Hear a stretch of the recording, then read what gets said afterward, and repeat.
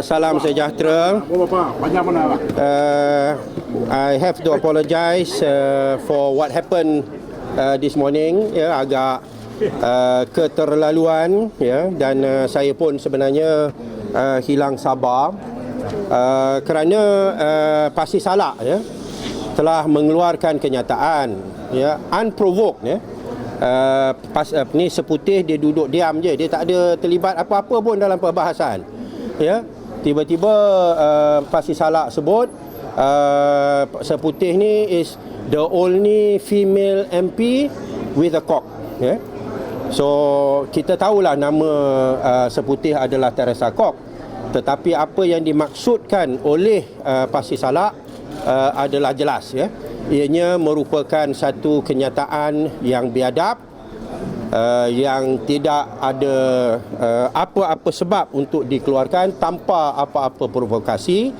Dan apabila saya bangun meminta Datuk Speaker untuk mengarahkan Pasi Salak untuk tarik balik kenyataan itu, malangnya Datuk Speaker dia nak tutup kes itu dengan mudah dengan mengatakan dia merujukkan kepada surname Seputih, ya. Sedangkan kita semua faham, ya, maksud kata-kata itu, ya. Dan oleh kerana keadaan telah menjadi begitu, saya merasakan saya terpaksa menegur menteri ataupun Pasi Salak dengan jelas dan nyata bahawa kenyataannya adalah satu kenyataan yang biadab, dan saya menggelarnya sebagai menteri yang menggunakan bahasa yang sial, dan dia seorang menteri yang sial, ya, kerana dia tidak mahu menarik balik kenyataan itu.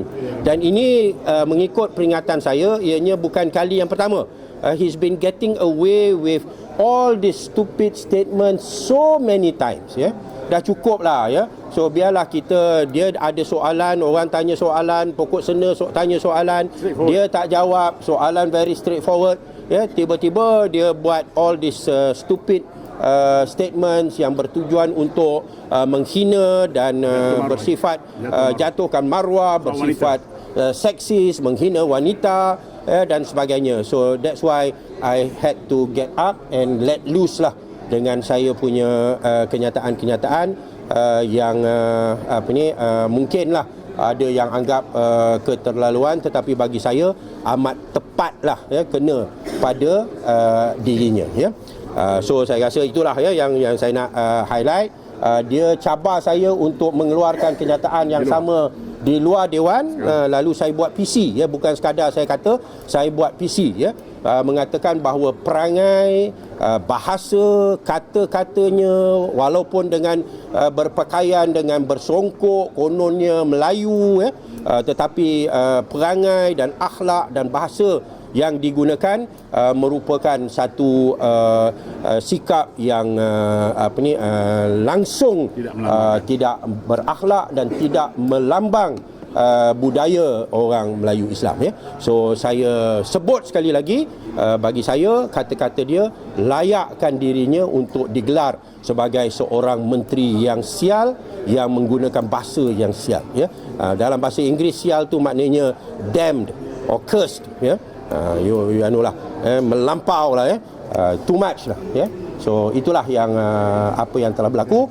Dia telah keluar untuk ajak saya bertumbuk di luar, tetapi saya takutkan saya kena masuk penjara atas tuduhan membunuh ataupun mencedera parah seorang ahli parlimen. Lalu saya mengambil nasihat yang diberikan oleh rakan saya, saudara yang berhormat Sepang, yang suruh saya duduk relax je lah, ya. Okey, So ada apa-apa soalan? Saya nak jelas. Okey, pokok sini. Yeah. Soalan saya kepentingan petani padi. Straightforward. Yeah. Saya tidak melencong soalan itu kepada diri dia dan sebagainya. Soalan saya straightforward, iaitu kepentingan petani padi. Jadi soalan saya tidak dijawab. Dia boleh keluar begitu. Sebelum dia keluar, dia melencong kepada Teresa Fok. Habis si Putih dengan mengeluarkan perkataan-perkataan yang Tak manis. Tidak senonoh, bagi tak saya. senonoh. Tidak senonoh bagi saya. Sebagai seorang lelaki yang tua macam dia. Sepatutnya dia sebagai seorang ahli parlimen yang senior, yang berumur ni seharusnya menunjukkan peribadi dan akhlak yang baik. Ya. Jadi bagi saya ini sejarah lah, sejarah soalan tambahan tak dijawab, menteri keluar macam tu. Ini apa punya parlimen macam ni? Menteri boleh keluar tinggal dewan begitu tak jawab soalan. Jadi saya sangat kecewa. Sepatutnya beliau tidak layak lagi untuk masuk ke dalam parlimen kerana tak boleh menjalankan tugas sebagai menteri untuk menjawab pertanyaan kepada ahli parlimen. Sepatutnya speaker kena skat dia daripada masuk ke dalam parlimen. Okey. Saya juga terkejut apabila Timbalan Menteri tadi mencabar Shah Alam untuk keluar. Saya tak tahu maksud mencabar dia lah, tetapi dia kata berani keluar. Settle kat luar. Kemudian dia kata settle kat luar. Jadi akhirnya apa berlaku, 3-4 minit selepas itu saya dapati beliau masuk ke dalam dewan di kawasan Pembangkang dan malah mengarah Shah Alam supaya keluar Tangan macam ni. dan buat sign supaya keluar, bergaduh lah. Jadi ini unbecoming of a parliamentarian. What more, you are not that young. I'm sure he is 60 plus by now, almost 70. Jadi adalah satu yang amat memalukan. Apatah lagi untuk memberikan gambaran bahawa inilah yang ada dalam UMNO dan Barisan Nasional. Saya ingat eloklah Ketua Whip Barisan Nasional menasihati ahli parlimen mereka kerana ianya ditonton oleh seluruh rakyat Malaysia. Ini bukanlah suatu yang you ada differences, tetapi bertindak jaga decorum lah. Jaga decorum lah. Very embarrassing lah. Ya. Saya nak tambah sikit. Perbuatan sesalah ini bukan kali pertama. Ya. Lebih kurang 8 tahun dulu di Dewan Undangan Negeri perbuatan yang sama, itu toleransi. Lebih kurang 5 tahun dulu perbuatan yang sama, semasa saya sedang berdebat, dia telah datang untuk memukul saya. Sebenarnya saya berada di luar dewan. Dia datang and hit my wrist. Dan saya membawa perkara itu ke dalam untuk perhatian speaker. Tindakan perlu diambil, tetapi itu selepas itu langsung tidak ada tindakan. Ini perbuatan yang very unbecoming and no quality of a member of parliament.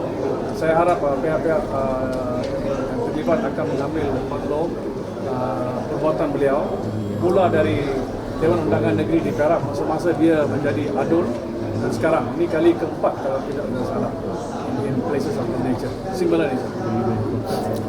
Okay, any questions? No. Yeah. Okay. Yeah. Sorry. So you won't tarik balik the word sial lah. Unless he tarik balik his statement.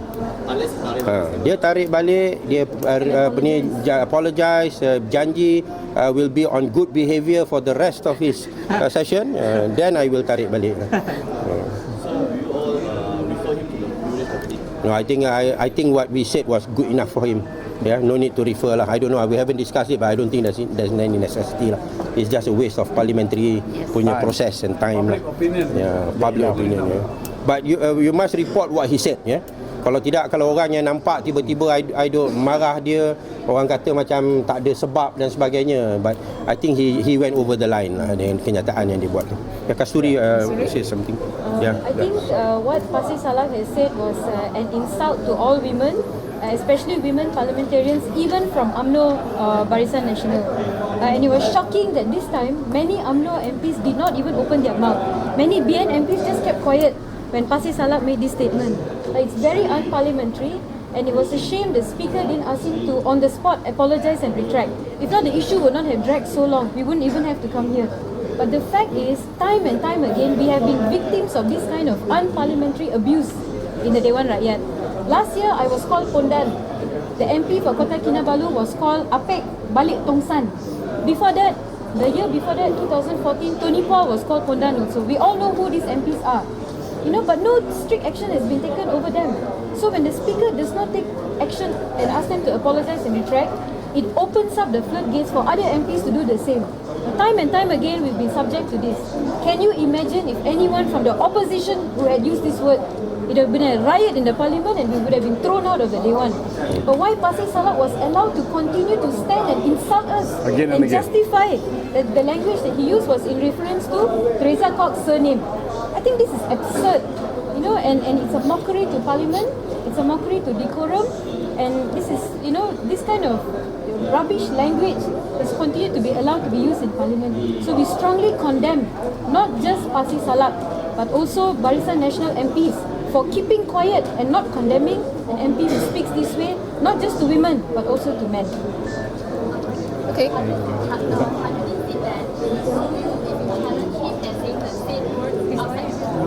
I already said it in PC some more. You can report it in the papers. It's my right. I think that he is what I said he is. Bring it on. Bring it on. This is my personal opinion of him. Yeah?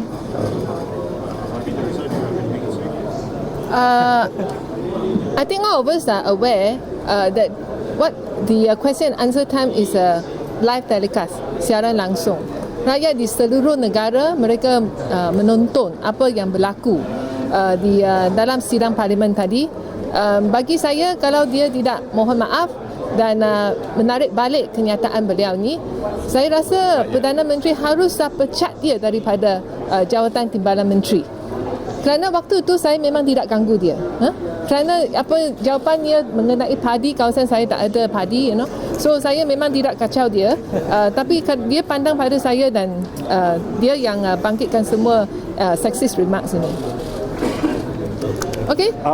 Okay. Anything? Juga saya nak umumkan besok oleh Parlimen, khususnya daripada Blok Pembangkang akan berjalan daripada gate Parlimen 9.30 ke Bukit Aman.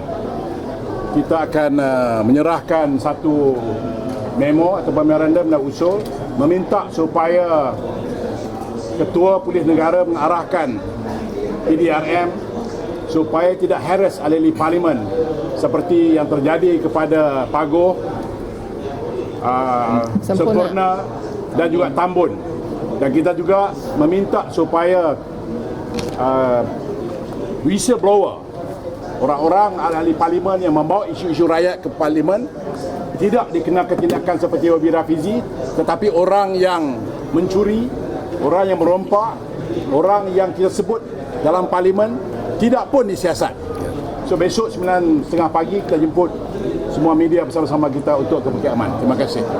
Ya, di sini akhirnya setakat kami ahli Parlimen Dewan Rakyat setakat jam 11.30 tadi kami telah mengumpulkan 44 tanda tangan daripada ahli Parlimen yang mana dalam surat bersama ini yang kita tuju kepada Perdana Menteri Malaysia berkenaan dengan tahanan polis terhadap 3 ahli Parlimen Pakatan Harapan menghalang mereka menjalankan tugas di Dewan Rakyat.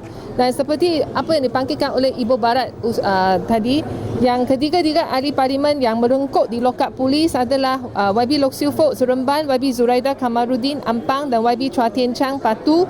Mereka ditahan sebelum dan selepas himpunan bersih yang diadakan pada 19 November.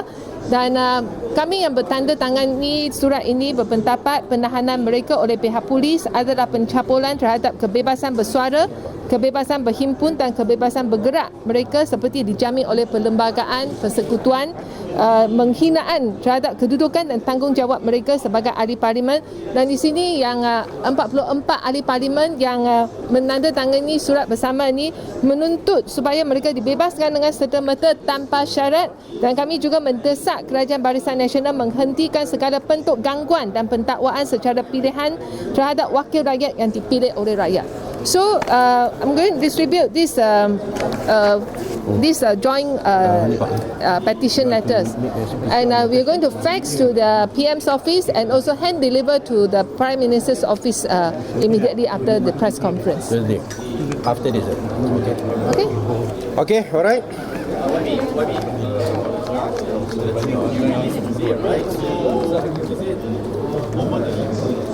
There's no confirmation, Yeah. as far as we know, that the 3 will be released today. They can always extend the remand order and so on. But we think that it's an insult to the MP.